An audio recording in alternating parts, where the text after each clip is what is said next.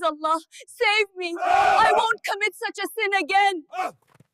Oh, Allah, I have turned into a donkey. Forgive me. Allahu Akbar.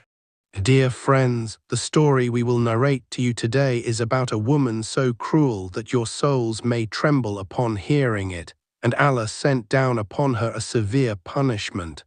What was the sin she committed that made her deserve such a great punishment? Listen to this story from beginning to end, for it contains a great lesson for you. One day in a certain village, there lived a righteous man who worked as a woodcutter. He was a fortunate man, for Allah had chosen him from a young age to be among his righteous servants. His wife was also a pious and righteous woman, and together they worshipped Allah. His wife became pregnant, and one day Allah blessed them with a son as bright as the full moon, whom they loved dearly. However, from the day the child was born, the wife began to fall ill repeatedly, and despite many attempts to treat her, she passed away, leaving the woodcutter grieving her loss. He then devoted himself to raising his son while earning a living by collecting firewood from the forest. The woodcutter owned some goats and would take his son with him when he went to graze them. Whenever the child became hungry, he would milk a goat for him, wash him, feed him, then lay him under a tree to sleep while the goats grazed in the forest, and he would sit and worship Allah. When the goats finished grazing, he would return home with them and his son. Days passed in this manner until the son grew up and became a young man. The woodcutter then thought of marrying him and said to himself that if a wife came into the house, she would take care of household matters and he would devote himself fully to worship without distraction. But he did not know what awaited him, for his son's wife would make him taste bitterness and see stars in broad daylight. The woodcutter married his son, and his house had only 2 rooms. He gave one room to his son and his wife, and he stayed in the other, worshipping Allah. The son would go out every morning to work in the fields, and one day he said to his wife, "Take good care of my father, for he took care of me all his life, and now it is our turn to repay him. Remember, my father is an ascetic who worships Allah, so do not disturb him in his worship." Then he went to the fields. At first, the wife would do the household chores, cook and wash the dishes, and the righteous woodcutter was pleased with what he saw. He thanked Allah and said that the time he used to spend working he would now spend in worship. He performed ablution, took his prayer beads and Quran, and went with his goats to the forest. When he returned in the evening with the goats, he noticed that his son's wife had not come out of her room and that no food had been prepared in the house. He began to wonder to himself, "Perhaps my son's wife is ill." Thinking she was sick, the righteous man quickly kneaded dough, baked bread, and prepared food himself, then devoted himself to worship. When his son's wife came out of her room in the evening, she was surprised to see that all the household work had been done and the food was ready, and she felt pleased. From that day on, she began to repeat the same excuse every day, while the poor woodcutter did all the household chores and continued his worship. Over time, he no longer got enough sleep and began to feel tired and ill. One night, the woodcutter spent the entire night worshipping Allah, prayed the dawn prayer, and continued reciting the Quran for a long time. Then he took his goats and went to the forest. When he returned, his son's wife did not come out of her room again. He said to himself that perhaps she was sick again today, so he prepared the food himself once more and did the housework, then went out to the forest. One day the son said to his father, "My father, do not go to the forest any more to graze the goats or cut firewood. You are no longer required to do so. Stay at home and devote yourself to worship alone." The righteous man replied, "My son, raising goats is from the sunnah, and serving the household with my own hands is also from the sunnah, so I do my work myself." But the son said, "My father, your hands are no longer able to do this. When I was young, I was forced to work, but now the responsibility of the house is on my wife and the responsibility outside is on me. You just sit in your room and worship Allah, and if you need anything, I will bring it to you." One day the son went out to work in the fields, and his righteous father was sitting in his room worshipping Allah. Then he lay down briefly to rest, when suddenly his son's wife entered the room and said to him, "Come on, get up. You have rested enough. Get up now and start the housework. Who will do it? I have been waiting for a long time for you to get up." The man was shocked by his daughter-in-law's words, but he disliked conflict, so he rose slowly and walked weakly while she followed him shouting loudly, "Clean all the dishes, then wash the house with water and a mop. How long will you keep eating bread for free? If your wife were still alive, she would have forced you to do the same." As he coughed, he began washing the dishes patiently, and when he finished, she placed in front of him a bucket full of water and clothes and said to him, "Wash all these clothes and dry them." While he had not even finished half of the washing, the call to the noon prayer was made, so the man hurried to perform ablution, and when he wanted to, as he spread his prayer mat, his son's wife came angrily, grabbed the mat, threw it aside, and said, "What kind of behavior is this? You leave work just to sit on the prayer mat all the time. Look at your room, there is always a foul smell coming from your bedding." When he picked up the mat to spread it again, she stood on it. The daughter-in-law seized his henna-stained hand and forcibly made him wash the clothes. After he finished washing, he thought to himself, "At least I will now pray the missed prayer." But his son's wife returned again and began ordering him, saying, "In my parents' house I used to drink fresh milk tea at noon, and since I came here I haven't even had a single cup of milk tea. On top of that, all the household work has been thrown on me. Now open your ears well, old man, and listen to me. When your son leaves the house, you must do all the housework yourself. I am not your father's servant to cook food for you." Thus this poor woodcutter worked all day long and worshipped Allah secretly whenever he could, hiding it from his daughter-in-law. With continuous work and worship, he no longer got enough sleep and fell ill. Yet despite his illness, he continued to spend the nights in worship, praying Fajr, and then reciting the Quran for hours. He remained in this state for 3 days, nights for worship and days for work, and even while working his tongue never ceased remembering Allah, as he would say that a long time had passed since he worshipped Allah as he should. On the 3rd day, while the woodcutter was washing the dishes, they began slipping from his hands and were no longer being cleaned properly. His son's wife became furious and started striking his hands with the dishes, saying, "Wash these dishes again. We are not animals to eat from dirty utensils." He gathered the dishes again and began washing them, but suddenly he felt dizzy and collapsed unconscious onto the dishes. Even then, this cruel woman showed no mercy for his condition. Instead, she tried to wake him by kicking him with her shoe, and when he did not move, she said, "He is always pretending to be sick, nothing but acting." Then she left him and went into her room and lay down. When she later heard the sound of the house door opening, she went outside and found the woodcutter lying face down beside the dishes under the sun.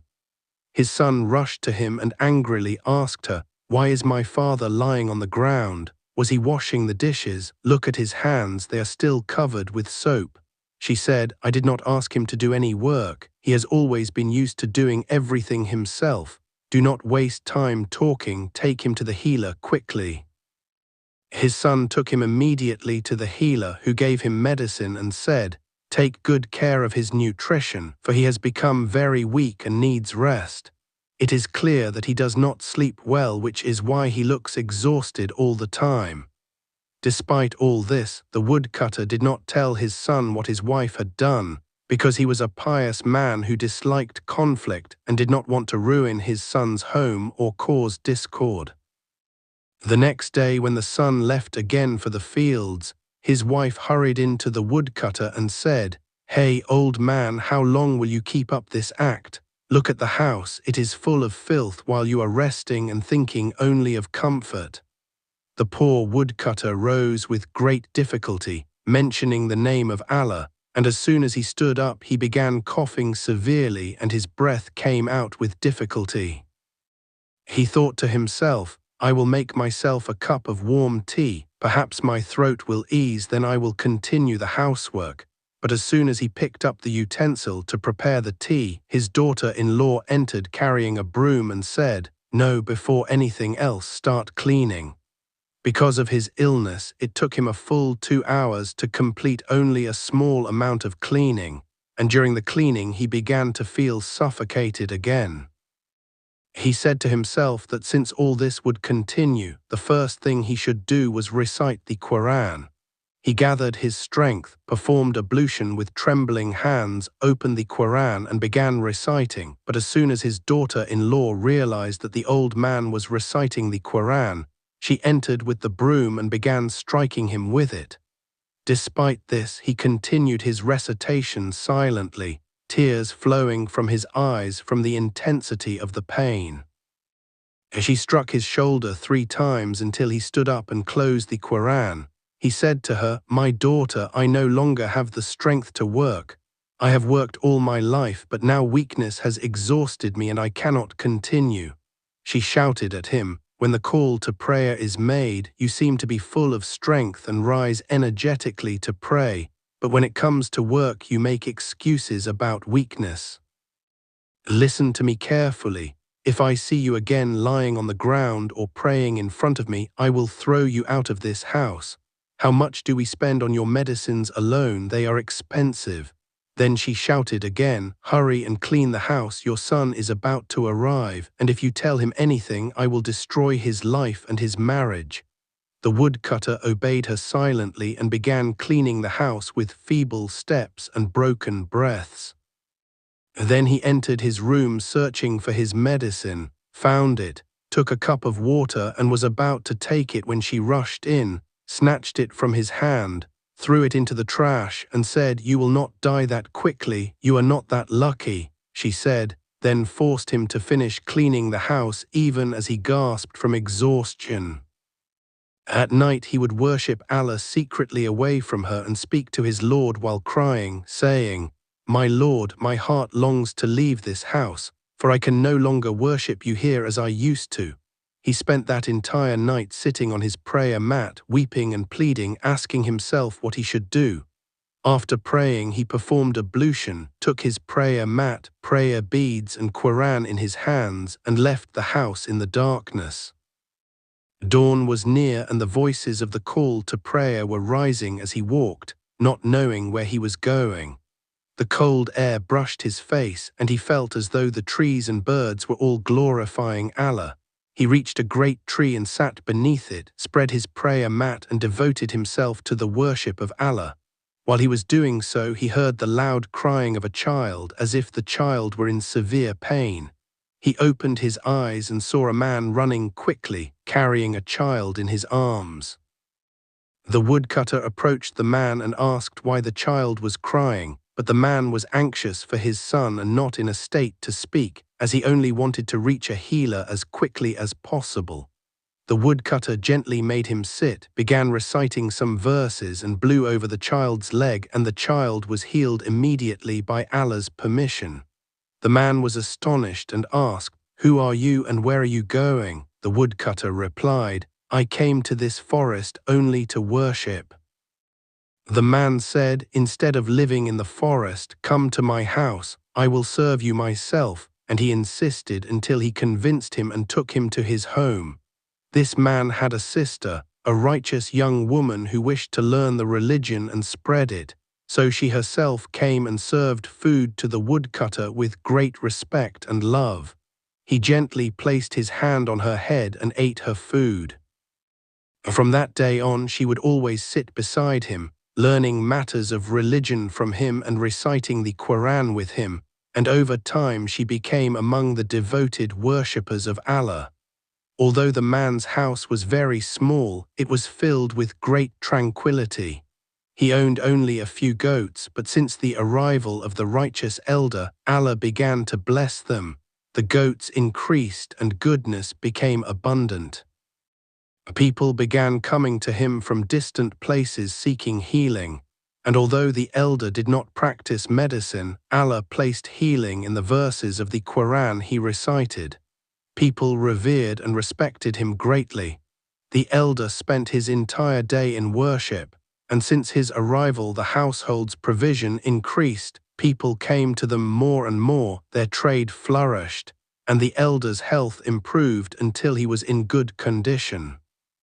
Yet he missed his son deeply and wondered how his child was living with that woman now. As for the son, he continued searching for his father day and night, anxiety gnawing at his heart, and he could no longer focus on his work in the fields. His wife, on the other hand, was happy about the elder's disappearance and said to herself, "Praise be to Allah, we are finally rid of this old man," not knowing that this joy would not last long, for it was only a passing guest. When the time of harvest came, it became clear that the crops had been ruined and they suffered heavy losses. Some of the goats stopped producing milk, and many of them died from disease. As the household situation deteriorated, the wife began to show her true face. She was constantly shouting at her husband, never stopping her quarrels, and if he did not go to the fields, she mocked him and called him weak and lazy. Even with food she was unjust, eating the best dishes herself and throwing what remained to him with contempt. The poor man thought the house was poor and that there was no food, so he contented himself with bread and water, but from the tone of her words he realized that his father might have left the house because of her.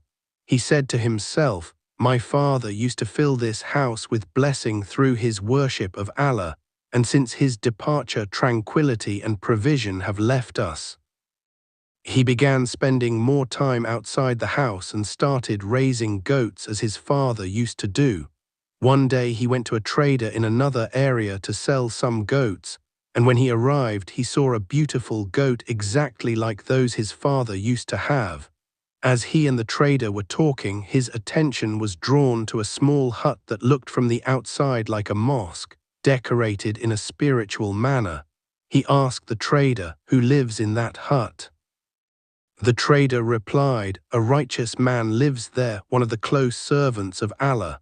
Allah has made him a means of healing and blessing. Since he came to this place, goodness has never ceased, and people come to him from faraway places." The young man said, "May I meet him? I feel a strong desire to see him." The trader replied, "You may meet him after the afternoon prayer, for he is now in a special time of worship." The young man sat under a tree waiting, and the trader honored him during that time. Then the call to the afternoon prayer was made. They prayed together and returned to sit beneath the tree, and after soon the door of the hut opened. The young man stood up, and the moment he saw who came out, his features froze in shock. It was his father, the father he had searched for so long. He ran toward him, and the father ran toward him as well. They embraced and wept for a long time, while the merchant watched them in amazement. The young man said, "My father, I searched for you like a fish dying outside the water." The righteous father replied, "And I too, my son, longed for you, but I was compelled to leave. I could no longer worship Allah in that house as I should." He then turned to the merchant and said, "This is my son." The man who was hosting the elder was surprised and said, "Why did you not tell us that you had a son?" The elder took him aside and said in a sorrowful voice, "When I was in my son's house, his wife would not let me worship Allah in peace, and I did not want to ruin my son's life, so I left quietly and chose to worship Allah in another place." Then he approached his son and said, "My son, you may visit me whenever you wish." But the son replied tearfully, "No, my father, I searched for you everywhere. A house without you is dark like a grave. A house without a mother or a father is not called a home, it is called a cemetery." The son pleaded insistently like a child, and the father yielded to his son's love and agreed to return with him. When the elder woodcutter began gathering his belongings to leave, the man and his sister wept, for they had grown attached to him and did not want to part from him, but the elder decided to leave with his son out of love for him. The son had not returned home for days, and when he finally knocked on the door, his wife hurried to open it and asked harshly, "Who is there?" He replied, "Open the door, I am your husband." When she opened the door and saw the elder standing there, she was shocked and froze in place, saying to herself, "This old man has returned, he will ruin our lives again." From her looks, the elder understood that his return had not pleased her. She entered the house without even offering greetings. In the evening they sat down to eat, and the son wanted to invite his father to dine with them, but the wife said, "Let him rest, I will prepare his food in his room." The son replied, "No, today he will eat with us. It has been a long time since we sat together as a family." During the meal, the father and son ate with joy and happiness, while the wife burned with anger inside but showed nothing.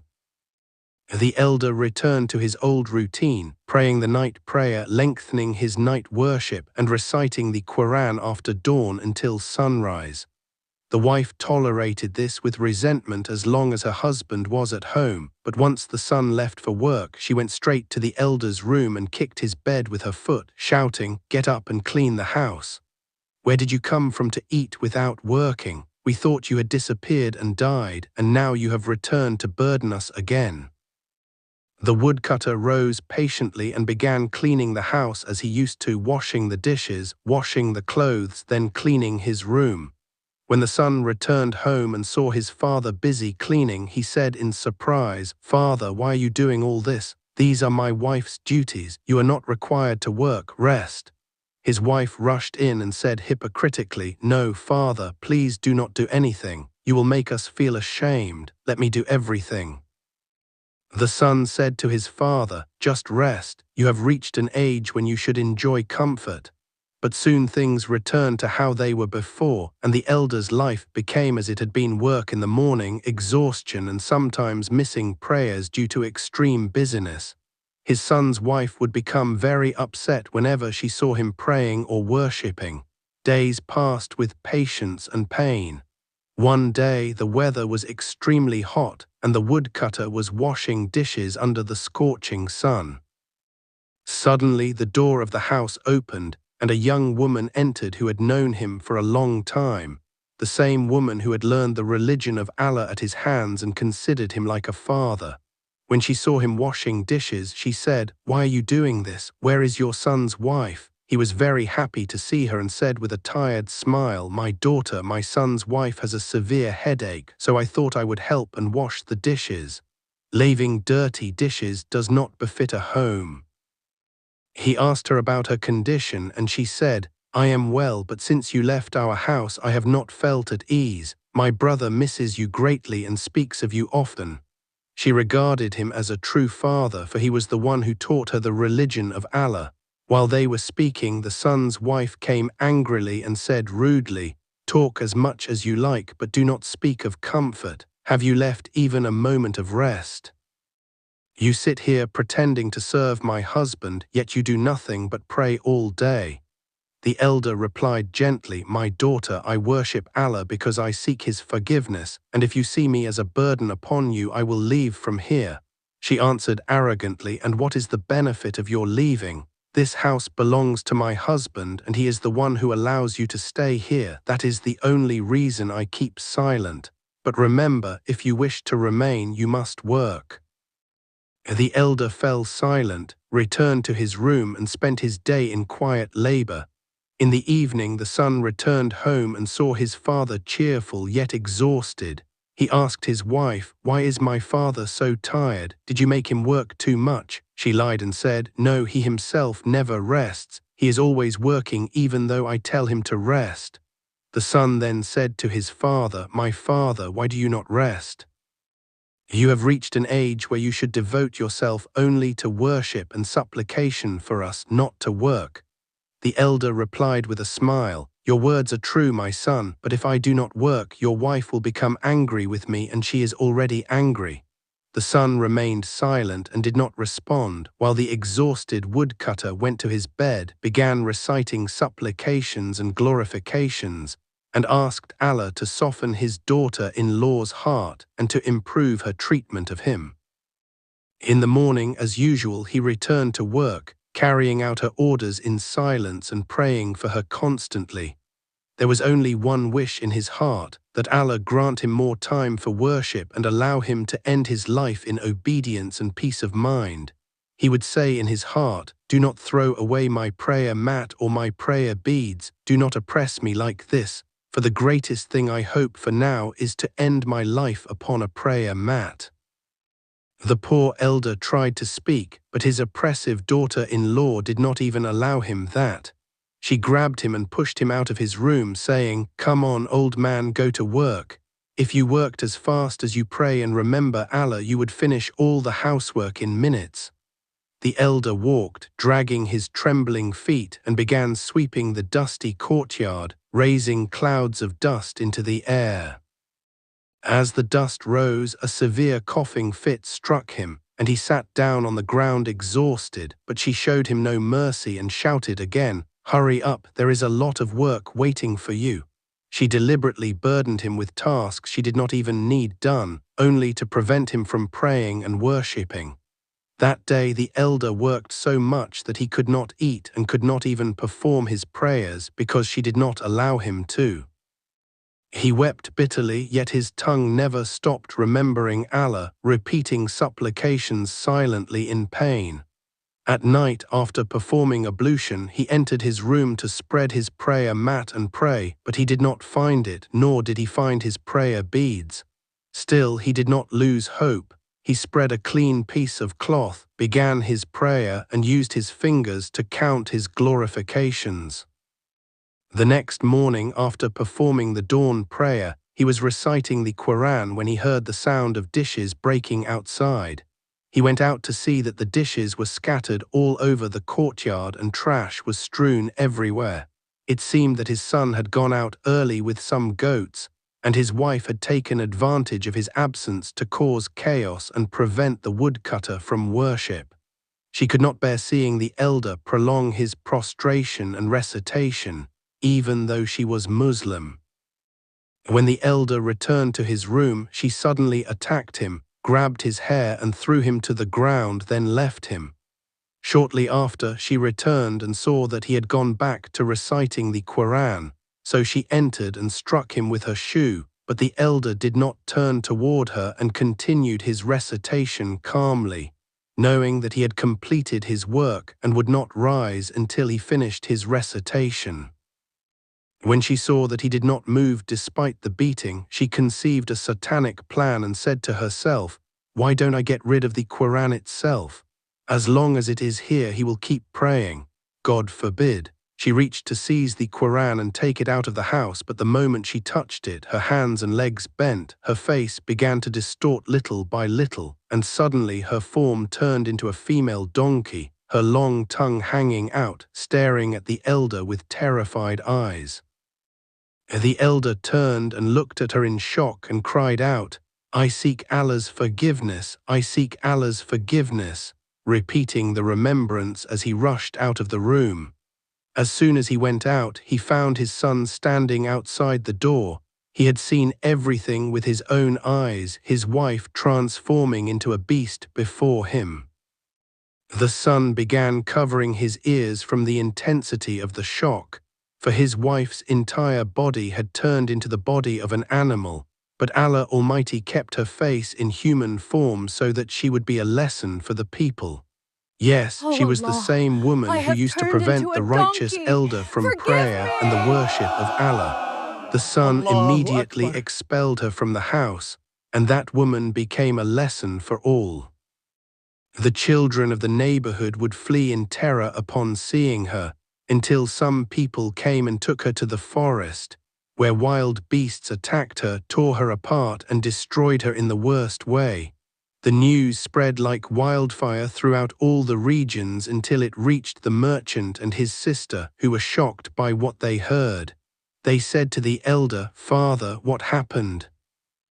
The righteous elder replied wisely, "My son, when a Muslim is sincere in faith and sees his fellow Muslim praying, he is encouraged to pray as well. But she would grow more resentful whenever she saw me praying, so Allah sent down upon her a severe punishment and made her a sign and a lesson for people. And Allah knew that this woman did not deserve to be my son's wife. Rather, the one who truly deserved him was your righteous sister. Then the elder arranged the marriage of his son to the merchant's sister, the believing young woman who had learned at his hands. This righteous wife established a small religious school inside the home and began teaching the children of the neighborhood the Quran and religion, and they came to memorize the Book of Allah. Dear viewers, this was our sad and moving story for today. What do you think of it? Share your opinion in the comments and do not forget to remind others of this lesson. Thank you for watching. So Allah, make us among those who please you in private and in public, and grant us a good ending.